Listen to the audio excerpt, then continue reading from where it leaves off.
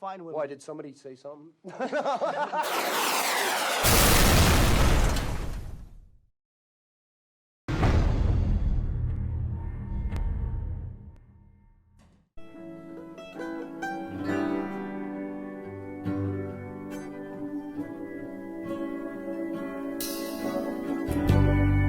Okay, let's build it. Now, I've read the instructions and it's fairly straightforward. The main thing you're going to be wanting to look at is when you put these in. I mean, I'm not going to have to do it because it was already done in the factory, as I said, but when you put these in, they have screw holes on the top.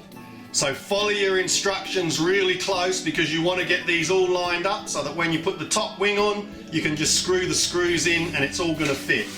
This is all set up for you, the tail. There's no putting the rudder on, that's already done. We've got the wheel to go on there. Okay, I'm going to build it. Okay, I fitted the wheels. They went on easy. Back and front.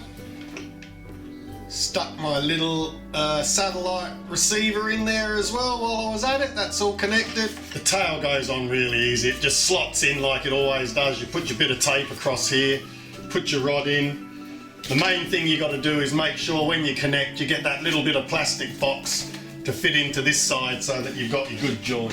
Stick that on, push it in. As you push it in, make sure they all line up and then that works properly. And that's it together. A couple of bits of tape and that's it together. That's how easy these things go together. Anyway, that's that done. Okay, bottom wing went on really easy. Just slots in there and you've got one big screw. It's the big long screw that comes in the pack and that all fits on nice and neat. Okay, time to put the top wing on. The struts, the interplane struts as they're called on there. Now, they just pop in and then you screw them at the bottom and the top when they're on. So screw that one in and screw this one in. It's all pretty straightforward. Okay, remember, tight enough is good enough. You never need to over tighten anything. Okay, as you can see, that's that side on.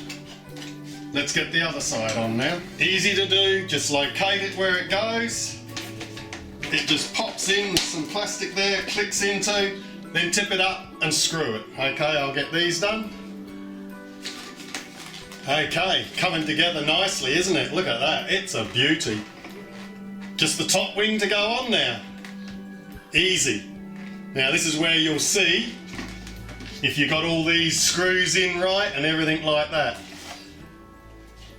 This should just pop on. So let's have a look. We've got our spots out there, our spots in here. You can see it all just coming in together nicely. Just all poking together there beautifully. Get them into the right holes.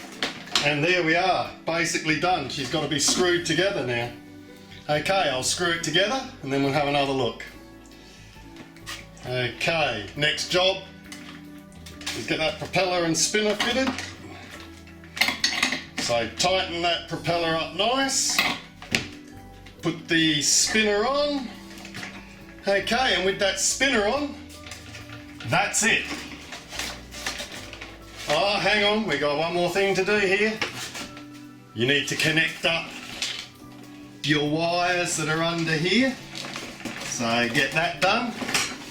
So, hour on left, they're all marked for you, so super easy to do. Stick them down the hole once they're done. Get them wires out the way. There we go. Our Mamba10 is finished. All is what's left now is to bind.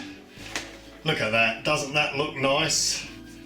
Hey, doesn't that look nice? I'm really looking forward to getting and flying this beauty. It is a beauty.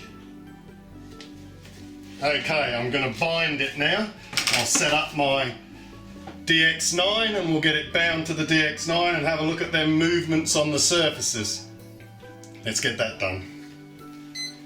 Okay, we've set the bind plug in. I'm all set up on my radio. Let's see how we can bind.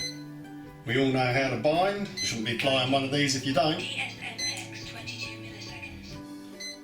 And there we have it. Now, I have a safety switch on here so that my propeller can't work. I always set a safety switch. I've moved my gear channel to switch B because I needed a 3-position switch and I wanted that one over there because that's the one I like using. Now let's just have a look at them movements. Right, there's our ailerons moving, okay? I'll hold them there. If I flick them to 3D mode, look at that movement. Holy shamoly, there they are, click back normal. Onto the high movements, look at that. Because we've got full movement. Okay, let's have a look at the tail. On your normal, there's your rudder. Fair amount of movement. Put it onto 3D and it just goes all the way. But it's not a lot because remember you had 70% and then it goes to 90. Okay. Let's just show you the, look at that. That's on 3D. I mean, that's waving at you, isn't it? On normal, easy flight. I'll be taking off on normal and only putting it on 3D when I'm high. Okay, as you can see, that's it. We're all bound. Pull that bind plug out. There we are, the Mamba10. What a beauty. I'd just like to thank QQ and David Ribby. You know, without them guys sending me this here, I wouldn't have been able to bring this to you. And I mean, look at this. Haven't they done a wonderful job? QQ really knows how to make a plane.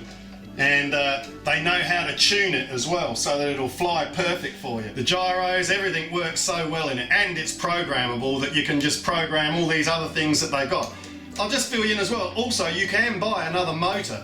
If you're super and want the super power and you're a super flyer, you can put a 4S in this, so you can change the motor, put a 4S motor in it, and 4S batteries, and I don't think you need it. If you watch QQ fly it with just the standard settings, it's beautiful.